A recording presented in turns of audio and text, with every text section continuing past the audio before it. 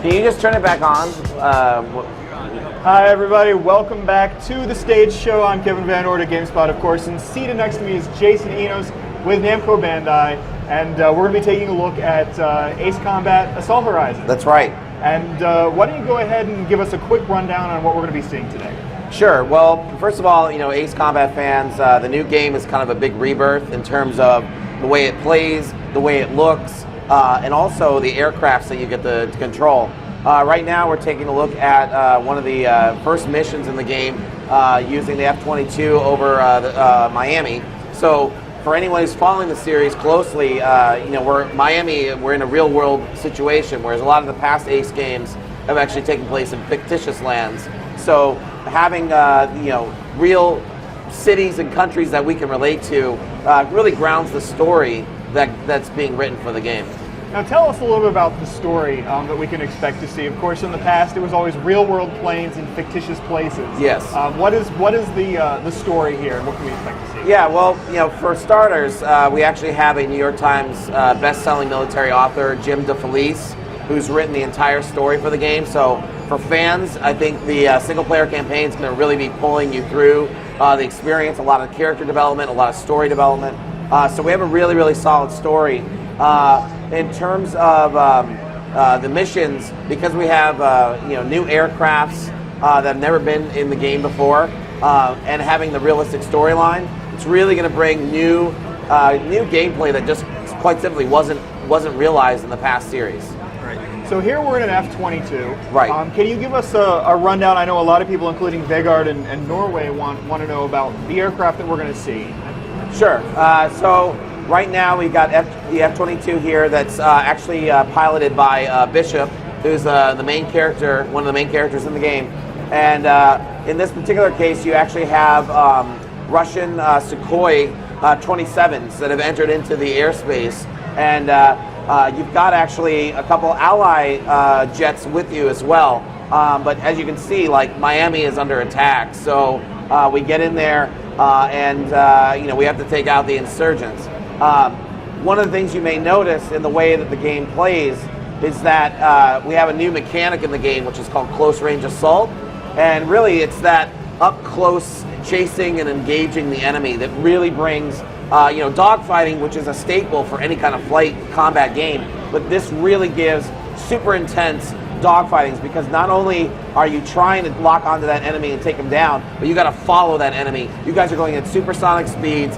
Can you really engage, chase, and take them out? Now, when I'm in this mode here, how vulnerable am I? How much does the autopilot take over while I'm following here, so that I'm not crashing into buildings or go zooming into the ground?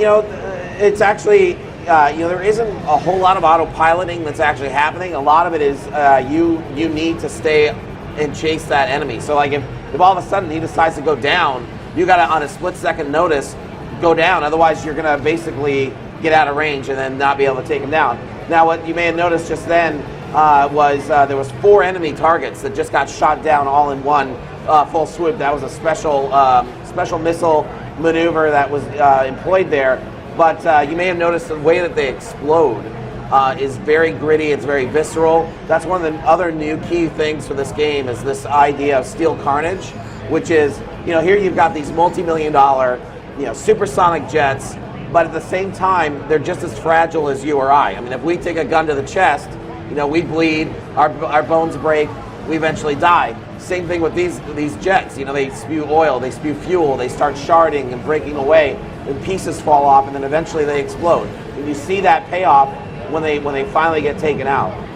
Now, I saw when I played yesterday, I saw this mode kind of flipped in the other direction, in which you're actually the one being tailed, and you can turn the tails on the one tailing you. Can you tell us more about how that's going to work? Yeah, absolutely. So, I mean, as fun as it is to chase the enemy, it's also fun to be on the hot seat of someone chasing you. It's that whole predator-prey relationship. And basically, you want to get evading, any missiles that might be coming at you. So there are some, skill split-second maneuvers that you need to do to actually, right there, cause the counter maneuver to happen. You basically, level the plane, slow down, and at the right moment, you hit the top triggers and it flips you back, and then now you're into the position to take out the enemy. Previous games have had inside views of the aircraft. Should we Yeah. see that? Lots of people want to know. Michael in the US of A is curious. Absolutely, you can bring everything from third person straight into the cockpit view. Right there, you can see cockpit, so you really feel like you're that badass pilot, waiting to take out the enemy. And then as we go into the other aircrafts that are new for the game, which we haven't really talked about that much yet, we have other views. Obviously, here's completely full first-person view. But we have really all those exciting views for the fans, but also for the action on screen. Sure. Now, past Ace Combat games have made use of wingmen so that you could call upon assistance from those that are in battle with you. Can you do? Is there a similar mechanic in Assault Horizon? So certainly in the single-player campaign, you've got other key characters that are central to the story. They obviously come to your side and aid at the right moments of time. But at the same token, you're also worried about them as well. So there's times where you need to come to their rescue. And then in multiplayer, which is also something we haven't really talked much about, we've got a whole robust flurry of modes and things planned. Certainly the concept of employing, people to your squadron is definitely something that we're definitely looking at. Well, now that you brought up multiplayer, sure. I'm going to bring up multiplayer some more. Okay. And so is Liam in the UK. He wants to know how many players will be supported, or why don't you just tell us anything you can tell us about the multiplayer? So at the moment, we're not announcing how many players we're supporting. However, what I can say is, we've got a lot of the traditional modes that you would expect. Any multiplayer game to kind of have. One of the modes we are talking about right now, new at E3, is this mode called Capital Conquest. And the way that works is, again, because we're in real world locations, you and a bunch of other people online are going to be fighting to either take over or protect various capitals in the world. So you could go after just protecting your own, or you could be that greedy guy that wants to go and dominate and take over more and get bigger territory. So it could be a free-for-all, or you could band with other people and say, you know what, we really want to take Africa or whatever, and you go after it and you take it. So now back to what we're seeing on screen for a moment. Yeah. I'm curious about how real this Miami is. How did you model this Miami? Did you use Google Maps? How did this come about? So we actually have a special technology, it's a satellite mapping technology that allows us to basically virtually recreate all the place settings, all the skyscrapers, the beach, the ocean, etc., to the exact detail of where they would be from a location basis. So everything in the game, like for example, when you go to Dubai, which is in the game, it's Dubai, and there's all the buildings, and there's the hotel, and all those things. So if you happen to live in Dubai, you can maybe fly by your house. Oh, neat. Now, in what we're seeing here is just simple dogfighting, or I shouldn't say simple dogfight, but we're seeing dogfighting. And I'm curious about how the game will mix things up as you go along, the mission objectives, and how you plan on keeping the experience fresh as you move from mission to mission. Well, that was something as part of the rebirth for the game, is that, obviously Ace Combat's always been, up in the sky, the skies are dangerous, but we wanted to make this more than just, sky combat. So we have ground combat, which is new for the first time. We have stuff over sea, we have stuff in the desert, stuff in the snow, stuff at night. We have, because of the new aircrafts, like take Bomber, for example, you could be up at very, very high altitude, but the mission objective might be you guys need to take a pinpoint target down on the ground out from, 39,000 feet in the air. So it's a completely different experience than fast chasing the enemy and shooting them down. Now, when you say ground combat, can you elaborate a little bit on that? Well, yeah, absolutely. I mean, we're one of the things that we are going to show today is one of the new aircrafts, which is helicopter, and in that case, you'll notice immediately that the pacing is entirely different than the super fast jets. It's much more hovering, slow. You can zoom in, take out precise targets that are on the ground. You're much lower to the ground. And I think we're going to show that here in just a minute. Yeah, in fact, it probably now is a good time Okay. because I know they're going to want to switch over. It's going to take a few minutes. Yeah. And so this is actually a really good time to see what everybody else wants to know about Ace Combat Assault Horizon 2 in the Twin Cities. Is curious about the dogfight camera. Is that something that's optional? Can you turn that on and off? How is that going to? Yeah, so a lot of the classic Ace fans, especially ones that try to take enemies out from afar, you can still absolutely do that. You can choose to elect to go into the dogfight, or fly at will and take targets out. Once they're within, obviously, a certain range for the missile, you can go that way as well. Great. Also, in terms of aircraft and how you will gain access to that, will you gain access to more aircraft as you continue through the game, as you might have done in previous entries in the series? Yeah, so the actual how the aircrafts get unlocked, we're not really talking about, but certainly through mission objectives as they vary throughout the story progression, you are going to be confronted with playing different aircrafts that feel different, tune different weaponry on them. So yes, you will get that experience through the game. Great. And actually, they did that much quicker than I expected. We've actually got the helicopter gameplay up on the screen right now. So you want to go ahead, let's take a look at that. And first of all, I know from playing yesterday that we're in Africa, assuming that I'm seeing the same thing that I saw yesterday. Yes, so as just a basic backdrop to the story, it's near future in Africa, and some insurgents have taken over the land, and it's gotten so critical that the UN has called upon NATO to formulate a special squadron of troops, not only from the US, but also from other countries as well. They all band together, and then they go into the battlefield to try to restore peace to Africa. So in this case, they're immediately, when they get into Africa, they're very surprised that the insurgents actually have extremely advanced weapons. They're not sure how they got these weapons, but they're really, really tough. So on top of that, Africa, the terrain is very tough. So the guerrilla warfare aspect of the insurgents also play a key. So as we go in right now, we're actually heading towards some enemy insurgents that have kind of basically infiltrated this bunker and city. This is actually part of a rescue escort kind of mission, but we first have to take out all the hostiles before we can get in there and get the person that we're looking for. Tell us a little bit about the controls, because I was surprised yesterday when I played that it's very different than being in a fighter. Tell us about how this works and how easy this is going to be to pick up for most people. Yeah, I mean, I think looking at other people that just pick it up blindly, it immediately feels natural to them. I mean, it's very simple. You've got, obviously strafe left and right. You have ascend and descend, which are done by 2 buttons.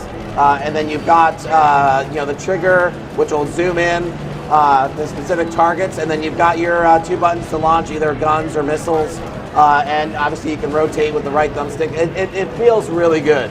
It has the right pacing that you would expect from obviously a slower moving aircraft.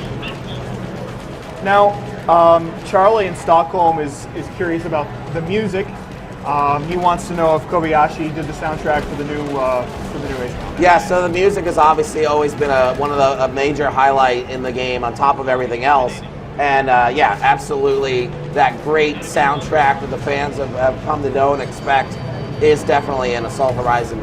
Absolutely. Great.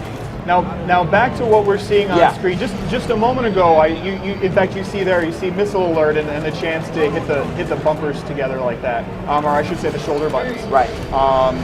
Or no, I should say the bumpers actually. Yeah. And is that going to be how frequently is that going to pop up? Are things like what we would call quick time events common in Ace Combat as a rule, or would you even call this a quick time event? I don't really call that a quick time event, just because this is like one of the first missions introducing helicopters, so it's kind of giving you on-screen prompts just to kind of help you get acquainted with the control, because it is very different from the jet. Right. But yes, obviously, if missiles are coming at you, you can do an evasive maneuver or barrel roll with the helicopter and to dodge that enemy. But as you can see. Again, the perspective and the ability to go much lower to the ground, and launch stuff from very close range and take them out. It's a completely different experience than the flying very high in the sky, shooting down the jets. And it's really awesome to be in the pilot view, or you can go full first person. It's really, really great. All right. Now we're seeing a lot of ground targets here. Yes. Am I going to be up against any aerial targets as well? Yes.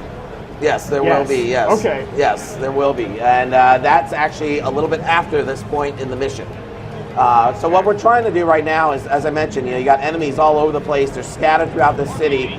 You've also got your allied helicopter forces. The goal, though, is to clear the hostiles so that troops in the other helicopters can actually come down on the ground. And at one point, those guys are engaging battles with the guys on the ground. And then you've got to clear that, and then we infiltrate the area, and then all the other stuff happens, which, like you mentioned, the air stuff.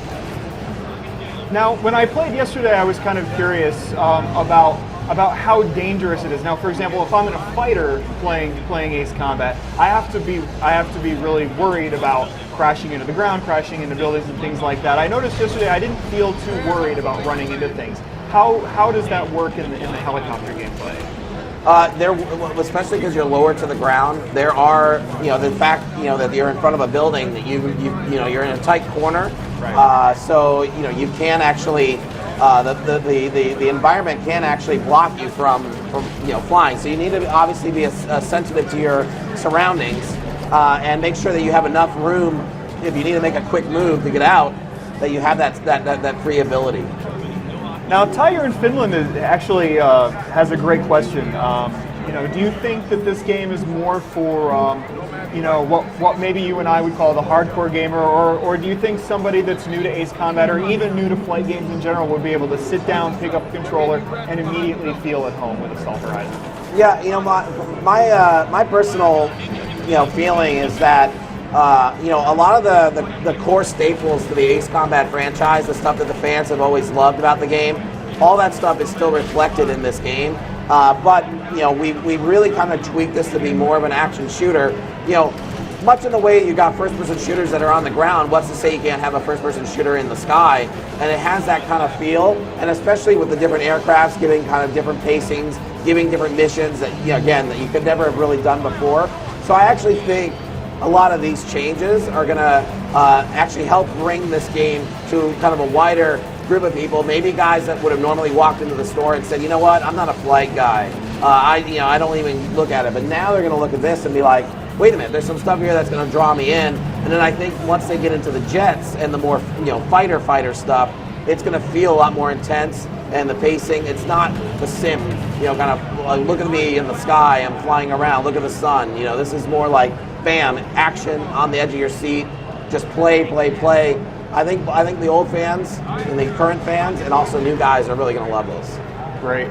Now, just to wrap things up, what I want to know is, first of all, what platforms will we see Ace Combat Assault Horizon on, and when will it be on store shelves? Absolutely. So the game is slated for PlayStation 3, Xbox 360. Both of them are set to drop on October 11th, 2011, a couple more months from now. Pre-order it now, and it's going to be a great game this fall. Jason, thanks so much for dropping by the stage. Always a pleasure to have you here. Thank you. I am going to send things out to the show floor. I'm sure we've got lots of great stuff to cover. Let's go and take a look.